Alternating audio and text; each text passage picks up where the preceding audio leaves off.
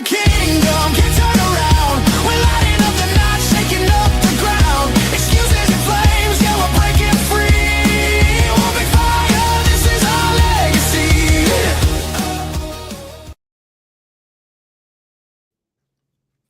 All right, all right. Yeah. Jam it, baby, jam it. Internet outages, MLS rule changes, and the Epstein Files. Oof, man, so much drama, man, dude. Yeah. It's funny, the algorithm, it's like, the other day, Bitcoin's going to the moon. Now the sky is falling. We're going to see the biggest recession I've ever seen. Like, man, why can't people just stay in their lane and do the work? Like, well, that's what we're about to talk about today, actually. Yep. I ignore all that shit. I ignore all of it. Yeah. When it's going to the moon, good. Well, that's when it's going into a recession, good. Well, I think, this is what we wanted to talk about, 2026, everyone's in like business planning mode right now.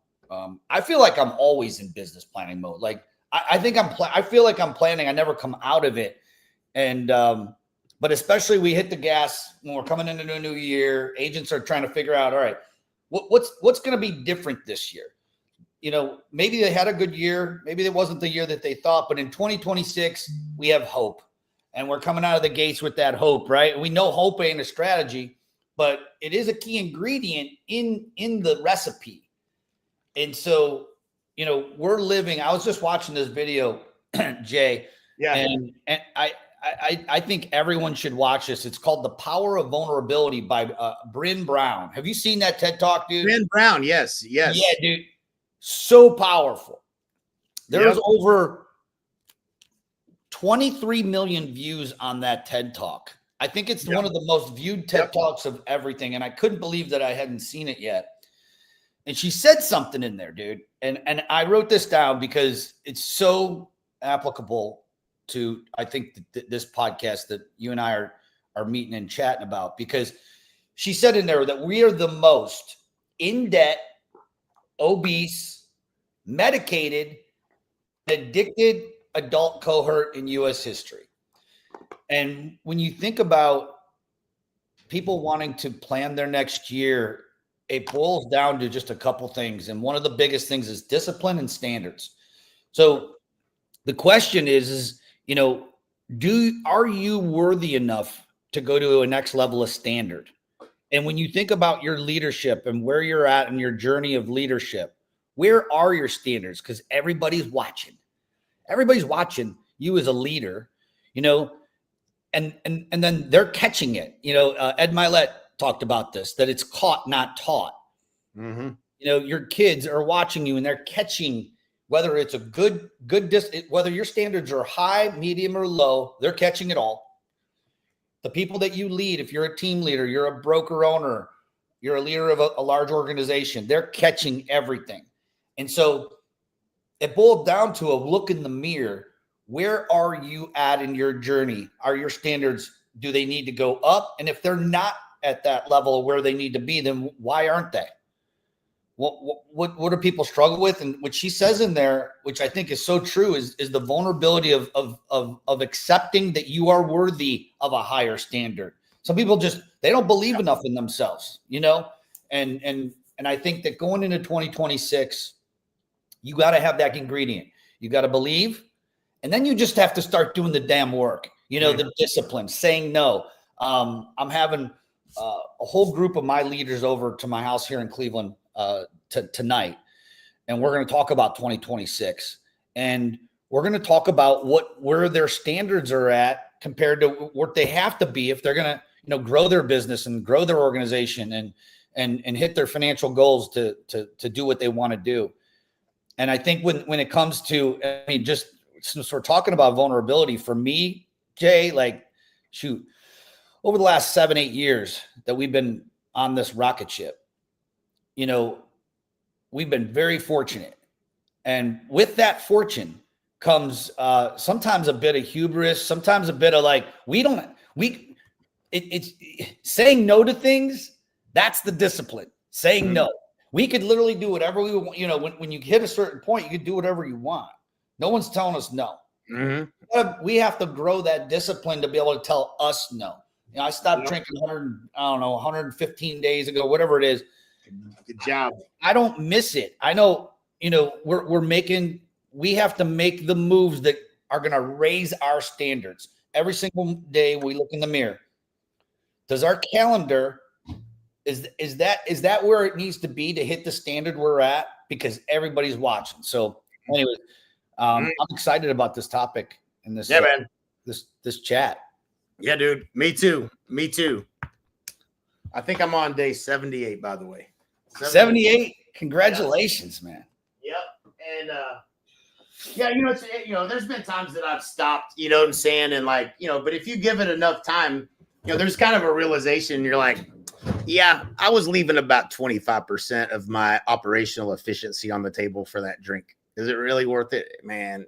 Not if I want to if I want to hit the next level, my standards have to go up. I need that 25%. I can't be operating inefficient. So I had to happen. And you inspired me, dude, honestly. So appreciate you. Well, I had a lot of people inspire me. One specific human individually would be Harley Dufek. Yeah. Shout out to Harley. And it's just, you know, it's funny that we catch things differently when certain people say it, and other people could say it or do it, and it just doesn't hit. But when that one person was just like, well, why would you keep drinking if, you know, it's lowering your standards and it's lowering your operation, your daily operation of your execution on all what you're trying to do? And I'm like, God, that's a really good question. You know, it's just the way he put it. Only Harley could put it that way. So love you, brother. Our brother Harley. Yeah, man. Yeah. So 2026, man, we got so many cool things on the plate. And what it boils down to is getting into a repetition and a discipline that builds that momentum. And I feel like what I wanted to ask you, Jay, is this momentum. We've talked about it many, many times just throughout the last 2-3 months, really, where it's a noticeable momentum that has been built right now. Yep. And it did come from discipline. It starts with that discipline. It starts with that decision, and then momentum starts. And that's when we stop dabbling and we stop looking for the excuses as to why we can't do it. But our goal is to try to get people to believe. So like, what have you seen just in the last, in 2025 leading up to here, this momentum that we're seeing right now? What do you attribute to it? What are you from your? Oh yeah. So certainly, you know, I think whenever I see that something's working, it gives, you know, I think everyone needs to see hope that there's some light at the end of the tunnel, man. I see it. I see that this is possible. Like there's some belief and things are getting better or things could get better. I think everyone needs to have that little bit of hope that you can see that this could be the way, right? Or whatever. But then I think that's what co-sponsor did for everybody in the company. Truthfully, I think people for the last probably 4 years, felt like recruiting to EXP was falling on deaf ears, getting a lot of no's, not very many people open to it, to all of a sudden they have a new breath of life and that they can co-sponsor with anyone in the company, and that's what was missing maybe. And to be truthful, it certainly is a lot easier when you have the right offer and the right value proposition, for sure. Definitely makes it significantly easier, but they could have done it all along. You know, they could have been doing it, but it was keeping them from taking the actions daily that they needed to be taking. And it's breathed some new life into folks. And I think that's kind of my take on it. I don't know. How would you say that differently? Yeah, I think that is it. It's a belief. It's that block. Yeah, I think people just run into a mental block of belief that like, oh, well, Jay can do it. Michael can do it. Al can do it. Or that person, they just have an advantage of some kind that I don't. And I think the truth of the matter is we're all so imperfect, but I think this is just me personally, dude. Like, I feel like I've given myself permission to have courage to be imperfect. You know, because I'm a kind of a perfectionist. And so then I start to beat myself up when something ain't like, I got to wait till it's perfect. No, that's one thing we haven't done. Shit. 5 years ago when we started this funnel pilot thing, it was so imperfect. God, we said, fuck it. Let's do it anyway. Yep. And we built the airplane while we were flying it. And some people say, well, that's not the right strategy. Then you're going to be, instead of getting A to B quickly, you're going to be going up, down, up and around. But when we start to build something brick by brick, it's going to be imperfect. You got to give yourself permission to do it wrong and to screw up. And that's okay. And I think when people get caught up, they get the struggle is the way. Yeah. So like, if you haven't got to the place in life where you realize that the only way is through the darkness to find the light, like there ain't no easy button for anything.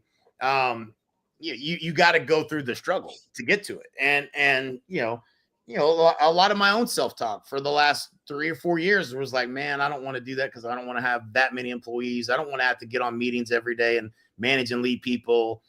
And inherently who you have to become in order for it to be successful. And now it's a choice. Okay. Am I willing to be that person that I need to be? Am I willing to raise my standards? Am I willing to stop drinking? The opportunity is big enough. And I had to wrestle with that. And it wasn't just that like, yeah, we're doing it. It was like, oh shit, I know what this is going to take. This is going to take a different Jay Kinder than there is right now. And so, yeah, man, you gotta be willing to push through and commit and sacrifice. It doesn't come any other way. Right? What we've been saying for years is what gets you to 50 transactions a year in your business isn't going to get you to 500. And what got you to 500 is not going to get you 1,000 transactions. Same thing goes with building an organization.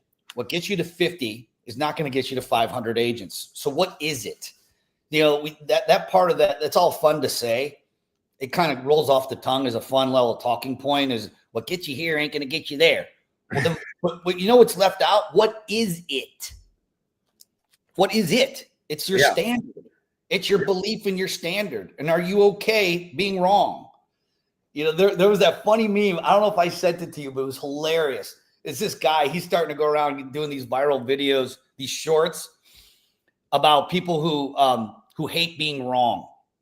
They hate being wrong so much that they avoid taking any kind of like proactive action because they're afraid that they may fall down and hurt themselves. Okay. And so like, it's funny because he's like, I love being wrong so much. Yeah. It gives me the opportunity. Like he's kind of bragging. It's hilarious. You're going to have to find I've seen it. No, I've seen it. It's great. Yeah. He's like, I just love being wrong because it's my opportunity to be right and learn something. Right. And the way he does is it's funny, but the lesson behind it's so strong because what gets you that we're talking about that's missing from what gets you to 10 transactions isn't going to get you to 50. What gets you to 50 is not going to get you to 500. It's your standard. And that standard has to come like by thinking bigger. Mm-hmm. It's by giving more and giving more to your community. Now, if your community is buyers and sellers, how much more can you give to be that beacon of giving? You're thinking bigger, you're giving bigger, and your standards have gone up. And now you start to become this machine of attraction.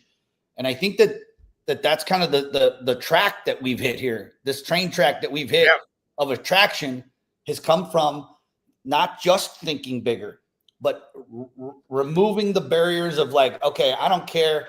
I might be wrong here. Don't care. I'll fix it as I go. But I'm going to operate right here. I'm going to fish in the ocean where I'm catching blue marlins. I'm fishing. See, and that's the thing, dude. The bigger agents that are the bigger teams, the ones doing 500, 1,000 transactions, they're not thinking on the same level as the person doing 25 to 50. They're solving different problems and their vision is way, way bigger. The question is, what's stopping everybody from getting the big vision? And for me, I think it was just a vulnerability thing. It's like, I'm okay being wrong now. Bring it. You know, that 2x4. Yeah, dude, I've been wrong. Yeah, you asked Hit my me with wife. You know, ever since I introduced my wife to Chat GPT, I've been wrong a lot more. I've noticed. Oh, she's turning it around on you. Yeah, she's like, I'll be like, I don't think that's true, Amber. The next thing, well, that's what Chat GPT said. I'll be like, damn, she's probably right again. All this time I thought I was right. I've always been wrong. But it's part of it, man. Like, you got to embrace being wrong. But you know that there's, you know, I think, you know, I've thought about this a lot in reflection just lately. Like, man, you couldn't be us right now, having not gone through all the shit we went through to get here and have this wisdom that we have, right? Like, we had to be wrong and so fucking wrong so many times before something, you're like, oh, I get it now. You know what I mean? Like, you know, there's people out there I talk to every day that they think they're right about what EXP is. They believe it, and they are not trying to be wrong about that, because they believe in what they're doing. It's the right thing, and it's the best thing for them, and that's what they know, and they're committed to it. And so they don't want to be wrong that there's a better way. And so, you know, but you've got to go through life knowing, okay, where am I wrong? Am I thinking? It started for me back when I was making calls to leads, and I told my coach that the leads sucked. And he said, you're not following the script. I was like, bitch, I'm following the script. What are you talking about? Record your call. Okay. Record my call. I'll be like, see, I told you I was following the script. And he's like, no, you didn't. You changed it. And I was like, what do you mean? And I knew he was right, but I was like, that didn't matter, did it? But I thought I was right, man. I knew I was right. Yeah. Nope. Then the next week I started setting appointments, and I was like, look how dumb I am. I wonder how many times I'm going to have to learn this lesson. Hopefully not very many, because I sometimes think I'm doing it right, and it's because I'm not. And if I'm wrong here, I'm probably going to be wrong elsewhere, and I'm probably wrong in a lot of ways. And so trying to look at where you're wrong and start from that, okay, maybe I didn't follow exactly what he said. Maybe I'm not doing it exactly the way that it's been taught. Maybe I should go through the training that I never went through. Where could I get better? Where could I learn something and what am I missing? Not this doesn't work. Yeah. That's where people get stuck. Man, you know where I got stuck? When I would record my calls, I wouldn't listen to them. But when I had a really good call, I'd fucking listen to that call. Yeah, I'd be like, all right, that one I want to listen to. I wouldn't want to listen to the ones where I just crashed and burned, because I didn't want to hear how bad I was on that call. But those are the ones we need to be listening to. Mm-hmm, mm-hmm. That's where that's where that courage to be wrong. Yep. I heard this, probably my therapist said this, we're all perfectly imperfect. I'm like, that's oil and water to me. I don't want to be, I'm a perfectionist. I want things to be right. But it was a huge aha for me. I'm like, oh, wait, we can be perfectly imperfect. It's like flipping it around so my pea brain can understand it. Right.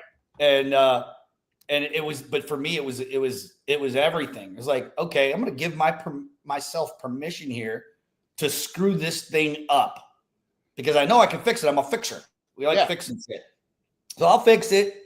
But before you can fix it, before you can improve, you have to get outside of that box, that comfort zone box, be able to step outside of it. And I'll tell you, dude, it's been the hardest thing for me, but that's what I've focused on this year. And I feel like the Cleveland Browns, every fucking year we hear, oh, it's a rebuilding season. We're rebuilding for the next season. And there's something to that. Now the Browns still suck. And I'd be proud to say that I haven't spent a whole lot of time watching them lose this season, but that rebuilding mindset, for me, it's never left. But this year, when I've been able to really focus on, like, look, dude, you are not perfect and you're going to screw this up. So Colts. So I don't know who these names are awesome here. The fancy mongers. I don't know where these Facebook names are coming from. I love it. Yeah. Man. I don't know if everybody got the notice last night, but the Dallas defense is back and the Cowboys are going to the Super Bowl. Is that right? I heard you guys put a stomping on the Raiders. This is one of those things. We played the 2-7 Raiders, and we played pretty good. Our defense looked pretty good. We were playing the 2-7 Raiders. About the 2-7. It's like there's a reason the defense looked good. Okay. Yeah. It's not because they're good. It's because they played the 2-7 Raiders. But nonetheless, hey, I'll take the win. But yeah, man, and shout out to Kyle Osborne from Add Value. You know the black shirt that I wear that says Add Value, and you can barely see it. All this hinges on, everything in my life is hinged on, when I was selling real estate to everything I've ever done, is how do you add the most value to someone's life? Do that as many times as you can. The money takes care of itself. And that's, I think that's, when you genuinely, and I adopted this when I was calling expires. I remember sitting in a course, David Knox. And this guy he was real cheesy, but he had, it's a game. When you're calling expired, it's a game. Why are you getting all beat up about it? Because I hated getting hung up on. And I was like, it's a game. Okay, I'll play a game. It was like, if you actually just are trying to help people, who cares if they hang up on you? And I was like, that actually works. I feel better when they hang up on me now. Like, I started treating it like a game. I didn't know what I was doing. Guy said it. I was like, I tried it. All of a sudden, I started calling people. I said, listen, man, I'm just trying to help. Like, you have a house that didn't sell. I don't know why it didn't sell. I'm just trying to understand, because it looks to me like it should have sold. Then they start talking to me, and then I'd set an appointment. Then I'd get the listing. I was like, this is a fun game. Like, it's not that hard. You know what I'm saying? But like, you gotta be willing to push through where you're uncomfortable. Yeah. Well, adding value is just being a giver. So how much more value can you add? How much more can you give? How much more? And let's put this into some context. What we're talking about specifically as it relates to your business is your value proposition. How much bigger can it be? Or how can you articulate it differently so the appearance or the perceived value is bigger? That's what NAEA literally wrote the Bible on that, because it's taking everything that we were all doing. We're already doing these things and articulating them in a way that's a proven, repeatable system backed by market research to sell homes for up to 18% higher than your traditional methods. And here are the laws that define how we market a home differently than your AFA, your average frustrated agent. Named our enemy. Ooh, we just hit on another one. Yeah, that's a good one. Zillow. Whew. Yeah. Man, hey, they're starting to make it too easy. Hey, that's what they get, man. That's too what y'all easy get. For us now. Dude, can I make a point? You gave me a thought. So yesterday, I'm on a call. Mind you, like, for people that don't know, I'm doing 8 to 12 calls a day. I'm getting 8 to 10 yeses. License transfer. Today, already this morning, it was 6 agent brokerage, small brokerage in Georgia, an individual agent at Compass, and a husband-wife team in Edmonton. I can't remember where the girl from Compass was at. But all yes. Yesterday, I'm on a call with an agent. You would know her because she had been at EXP before with us. And she went to, I can't remember where she went. I can't remember. It's in my notes probably. But she's like, man, I just talked to somebody at EXP and they said, yeah. We do all the same things that they do. We do the same funnels they do. Well, I dug a little deeper to see, like, well, maybe they're co-sponsors with us and maybe, I can align and help them. Turns out they're not. They're just lying to him. So they just said, yeah, we do all the same things he does. Now they're trying to do divorce funnels or this or that or the other. But she said something during the call that stuck with me. I had no agenda other than, man, tell me what are you trying to do? Like, I genuinely just want to understand, how can I help you? I'm not trying to sell you. I don't think anybody that's ever joined EXP would say, man, yeah, Jay recruited me. I think they would say, man, I felt like Jay actually cared. And that's a huge difference. What she said specifically, and she didn't even really know what she was saying, but she's like, I felt like they were just trying to get me. She's like, no, we need to get your application in. We need to get your application. They were selling. They weren't being genuine. They weren't genuinely interested. This is Jay Abraham, Strategy of Preeminence. For anybody who wants to go chat GPT that, you should learn everything Jay Abraham teaches about the Strategy of Preeminence. It's everything we're talking about. It's the foundation of everything I've ever done. And that's just actually giving a fuck, like actually caring enough to get to know someone, to see what their frustrations are, and then how can you maybe help them. They're over there trying to be like, hey, this is the offer. I don't even know if it's going to work. Like, yeah, you can say, yeah, we're going to do these divorce funnels. Da, da, da, da. No, we'll have it in January. They were making stuff up as you go. You could tell. And I was like, and I want to assume positive intent. I assume they mean really well and they mean to add a lot of value, but unfortunately, maybe they're not, maybe they aren't really quite able to deliver on that. And I just know that what I'm telling you is it's going to be better than how I sold it, because I've been in the world where I sold some shit that wasn't as good as what it sounded better than what it is. High perceived value, but not high actual value. That's not the world you want to live in.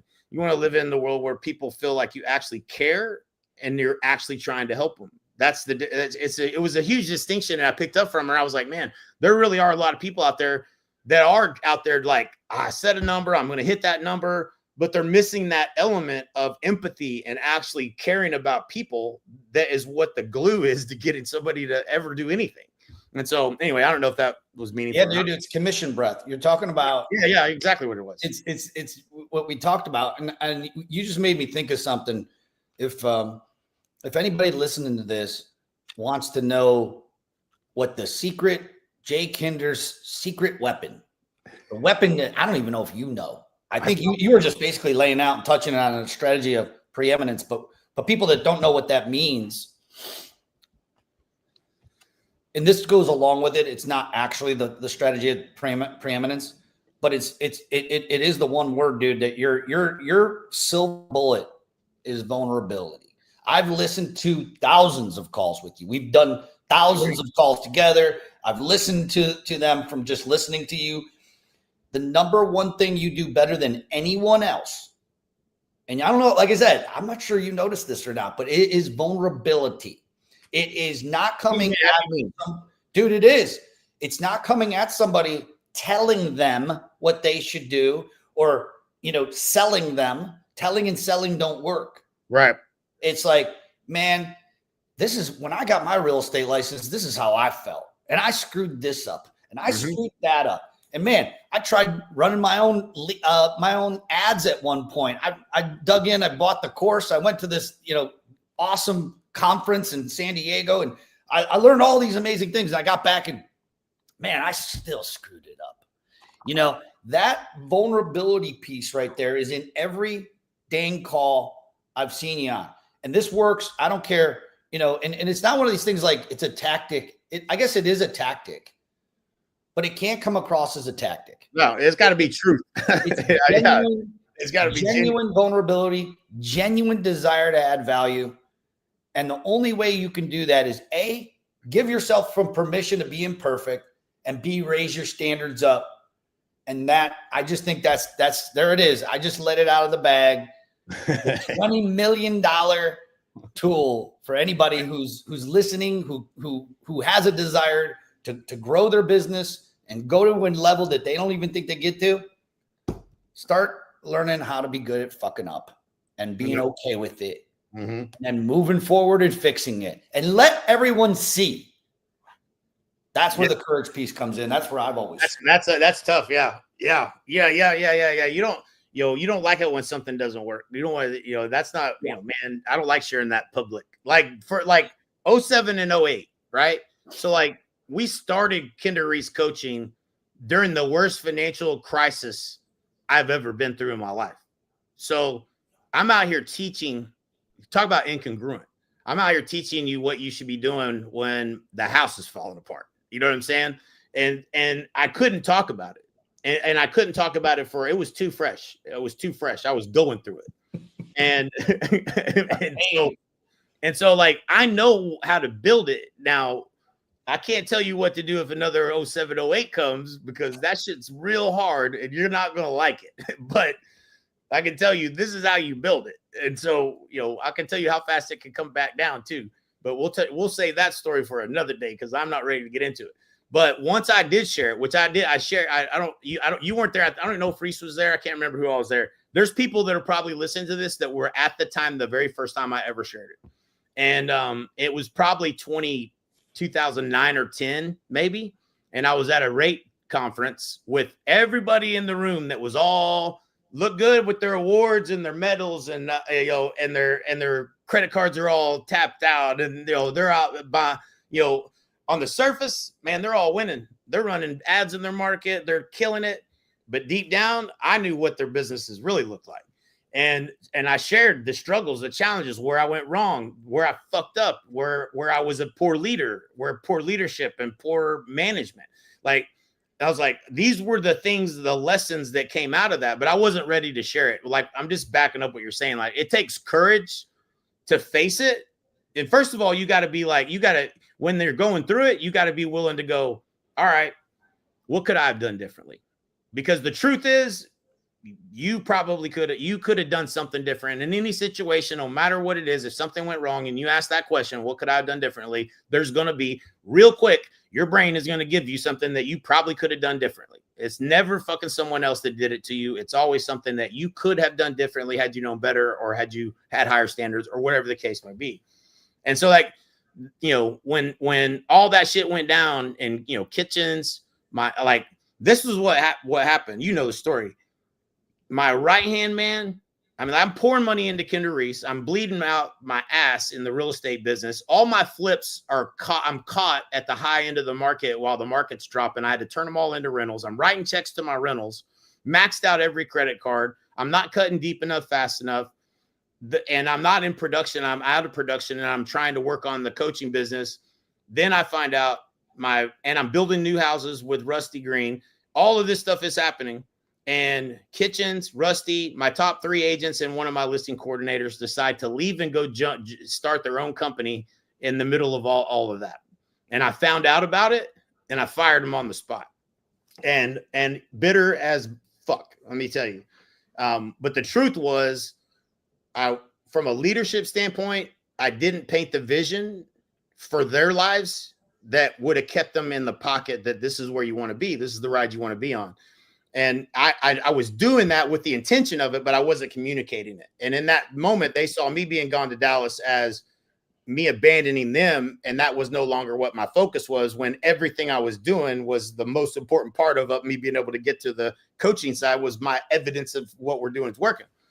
But it took me, 6, 8, maybe a year to become the human that was willing to accept that, man, that was on me, not, you didn't do this to me. Y'all didn't just leave me. Y'all didn't betray me. I didn't lead you. And that was a hard pill to swallow, but that was the truth. And it's like, what could I have done differently? I could have communicated more frequently. I could have had more one-on-ones. I could have made sure that alignment was there and that they saw the vision. That's me, man. That's a leadership lesson. But I didn't want to see that in the beginning. I was the ostrich with my head in the sand. Yes. Well, yeah, the perception was that you were moving on to a different pasture, a different opportunity, and all the things that you did prior up to that to get your business to that point before everything started falling apart, you stopped doing. Mm-hmm. And talking about, let's go back to standards again. Do you believe, I'm not talking about to you directly, but anybody, do you believe that your standards are higher than the things that you should be doing every single day? You mentioned you were on what you get on. I've seen your calendar. It's insane. And it's call. We ain't back sipping margaritas every day at a pool or screwing around. We live a good life. No doubt about it. But like, we're in the freaking trenches every single day. Calls. You look at our calendar, yours more than mine. We're doing the work. And people see it. Mm-hmm. Our people see that the leaders' calendars are packed and we're doing it. So because they see that we're doing it, if you're running a group of agents and you want to motivate them or inspire them to get into the office every day, make calls, your ass better be in the office and they're making the calls. If they see you doing it, they will do it. Monkey see, monkey do. And I don't mean that agents are monkeys like Dave Ramsey. Okay. Delete that from the podcast. We're not calling monkeys. But what we are saying is that we have to have a high standard, yet realistic enough that we're willing to jump into that river and we're willing to swim across it.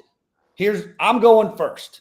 Okay. And here's what it looks like, which is why we literally have a training, and from role playing every single day of the week, 8 a.m., our team's starting the role play. We get people on there making calls. Now, sometimes those are calls to buyer seller. Sometimes those are agent calls. depending on how they're growing their business. But they're doing it every single day. We do it every single day. Mindset. The biggest thing people, they get caught up in our mind. That's for me. I was always just caught up in my mind, which I actually, full transparency, I was texting you all weekend long. Like, dude, I can't sleep. It felt like when I first seen EXP, like what we're working on for 2026 right now, I can't fucking sleep. Yeah. And that's when you know you're a foot from gold, man. We're on the right track when, you know, you're losing sleep over this shit, not in a bad way where you're worrying. It's excitement. Yeah. But yeah, so yes, for sure. So while I still can't sleep, just so you know, so nobody gets confused, you're going to get kicked in the nuts a lot. And so I got kicked in the nuts this weekend. You know what happened? Every single fucking website at Go High Level shows a 404. Every single fucking thing I've ever built in Go High Level, gone. Holly told me. Yeah, nightmare. Absolute nightmare. Kick right in the nuts. Right when you're like, man, it couldn't get no better than this. It's like, oh yeah, let me show you something. You think that things are good? Let me give you a fun day. Whack. That's going to happen. But you work through it. You got to muscle through it. But that knowing you're on the right track, man, knowing you're doing the right things, knowing you're making progress, you got to expect the kick in the nuts. It's coming. You got to keep your head on. We screwed up the caption of this podcast. We screwed it all up. Big thinking, big giver, bigger standards. I should have said bigger kicks in the nuts. Right. Yep. Get ready for it. Just when you think everything's going to go just perfect. Couldn't be any better. We got it fixed though. Yeah. Yep. Yeah. Internet's breaking everywhere. We're staying focused. 2026.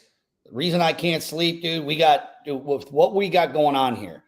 Funnel Pilot has hit a point where I just feel like we've hit that scale point, right? Now we're able to on demand create a funnel for someone with minimum 100 leads a month coming in. Within minutes, we can get this up and running. A fully built professional lead follow-up, the whole nine, done for you. The implementation part that everybody gets stuck at, we take it off it's humming. Now we're adding seller leads. Now we're adding multiple offers. We're going down and we're building it. And we're going to screw this one up too, by the way. We're going to screw it up. But when we get, give us 3-4 months, this thing's going to be humming. And we're going to have what we're building is a machine that an agent can plug into seamlessly that we can help implement from beginning to end. All you got to do is the work, make the calls to where you can get enough opportunities to talk with sellers where you could take a listing a week. That's what we're creating right now. The new side of the funnel, a listing a week. We already have agents that are doing it. And we're not going to launch it until we're close to being perfect. It's still going to be imperfect. Yeah. The new product. I do want to say one thing. Yeah. Like the thing that you have to take with anything that we're saying is that we've already done this shit imperfectly lots of times. So our imperfect is going to be light years ahead of the average thing that you come across where somebody's trying to sell you something. And I want to make this point too, because the unique thing about everything we're doing, and I talk about this a lot, me and you do, Al, like everything I've ever done had a revenue target my whole life. Like, got to get to this number, got to get to that number, sales, marketing, everything was focused on that. We don't need to focus on money. The money is already coming in. So what do we focus on? Man, every time an agent gets to this part right here, they get stuck. How do we remove that bottleneck? Hey, this question comes up a lot. How do we make sure they know this so they don't have that question and they don't get stuck? Most people, because this is only because of the model of EXP, our compensation is in alignment with not having to focus on sales and marketing so that we can focus on product iterations and improvement. I talked to a guy today that totally got that. Like, he's like, that's incredible. And I was like, it really is, because I've never been in a place where if I was building a company and I raised a shit ton of money that I had sitting aside, most people are going to blow through that money doing everything stupid possible, and they're going to end up failing the company. I would focus on, how do you make it perfect? How do you make it better? How do you make it better? How do you make it better? And getting to do that just means that we're staying in the pocket, man. We know where you struggle. We know what hurdles that you're going to hit along the way. If we can remove those obstacles, make this done for you. No, implement that. No, they don't need to be messing with that. Okay. They suck on the phone. What do? We can train them. Yeah, they suck at being trained. So, all right, maybe AI can do it for them. All right, let's do it for them. Like, there's so many things now that we could do that would have been impossible before. It just gives us the ability to create things that have never been created. And because we're not thinking of the money, we're not going to be nickel and diming people. We're not like, oh, and that's $50 a month, and that's $150, and that's $3,000. Oh, no, we're doing this only to add value. That's it.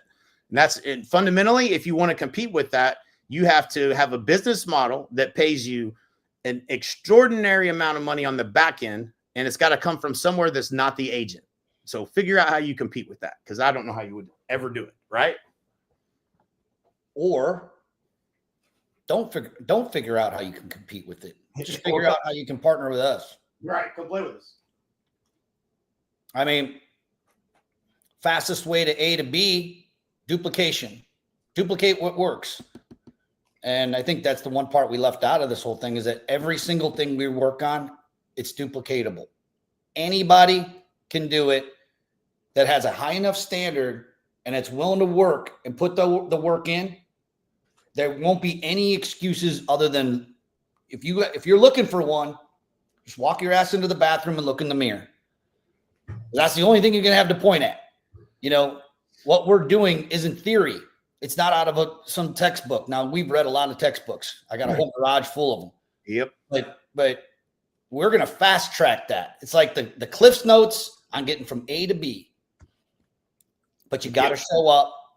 You got to raise your standards. You got to be okay being wrong. You got to be okay with it not being perfect and working through those challenges and not walking away and being like, that didn't work for me. We tried the funnel pilot. Those leads sucked.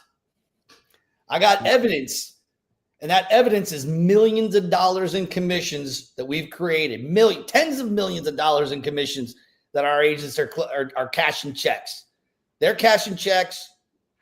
And if you're not, you're cashing commission or your excuses. Yeah. Yep. You're cashing the excuse check, and we refuse to cash those checks. Yeah, it's one of those things like, you know, I hope if you go and Google my name and look for, like, find somebody that says there's one person that says something bad about me once, and I'm like, man, did I just have a bad day and tell someone off? Because that's very possible. But I try really hard to, like, if you're really trying to get to the goal, I'm gonna move mountains to try to help you. Like, I don't ever just tell people to F off. Not that I can think of anyway. I'm trying to qualify myself here. Like, all right, are you really that good or not?